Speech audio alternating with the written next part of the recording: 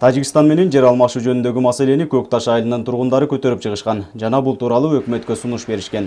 Алар Кыргызстандын чегарасындагы Тажикстандын Майский участкасын кыргыз тарапка, ал эми Кыргызстандын Арыктын асты деген аймагын тажик тарап менен алмаштыруу боюнча арыз менен кайрылышкан. Мисалы үчүн бул жерлерди алмаштырбаса болбойт. Арыктын астындагы жер 14 гектар жерибиз бар. Onu алмаштырыш керек. Өтө эч ким калган жок. Эл баары чыгып кетти, эч ким калбады. Ал олар ар жерде өздөрү билесе барып жашап кетти. Бул тез жашаш үчүн алмаштырып, тез алмаштырып чечмесинде жакшы. Бизде дагы ошол Тажик Республикасынын эксклав сыяктуу жерлери бар. Ошолор менен алмашып, бир аз чегараны бир иретке келтирсе болот деген сунуштадык да. Бул маселе өкмөттө каралып, вице-премьер-министр Абдрахман Маматалиев 27 октябрда кыргыз-тажик чегарасындагы участкаларды алмашаарын билдирген. Ага ылайык эки тараптан 12 гектардан жер алмашышы керек. Жер алмашуу шахмат өңдүү жайгашкан аймактарда жүрөт.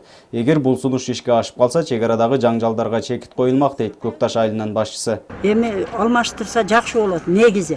Мына Арыктын астындагы элдер мына үстүгө чыкса, тажиктин жериге, эми та кыргыз бир жакты болот, ошондо дагы эле мисалы ортодогу мына жолубуз буягы тажик, буягы кыргыз, мектепке чейин бу бет тажик, бу бет кыргыз болуп атпайбы? Эми тажиктер өзү Арыктын астыга түшсө, биздин граница жакшы эле чечилип калат. Чегарада жашаган тургундардын мындай демилгесин кыргыз өкмөтү тажик бийлигине сунуштаган. Бирок азырынча эки тараптан тең конкреттүү чечимдер кабыл алына элек. Эгер ушул демилге ишке ашып калса, анда тажик-кыргыз чегарасын тактоо иштери бир кыйла алдыга жылмакчы. 31 адам арыз жазган. Кече президент бизге деле кайрылып сүйлөгөн.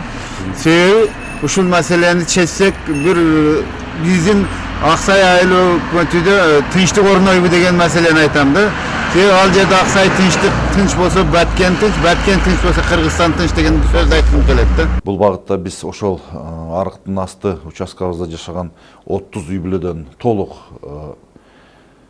арыздарын толук макулдалган жийип бергенбиз.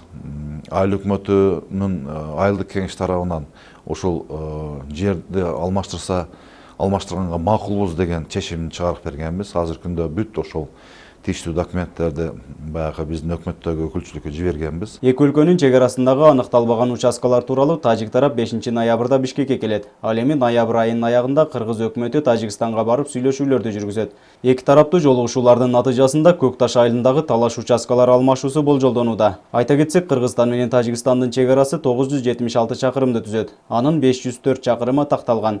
Негизинен чегаранын калк жашабаган тоолуу аймактары чечилип, эл отурукташкан айылдардын айланасында иш бир топ убакыттан бери алга жылбай келет. Нургазы Жайнаков, Жыргал Абдыжалил уулу, Ынтымак, Баткен району.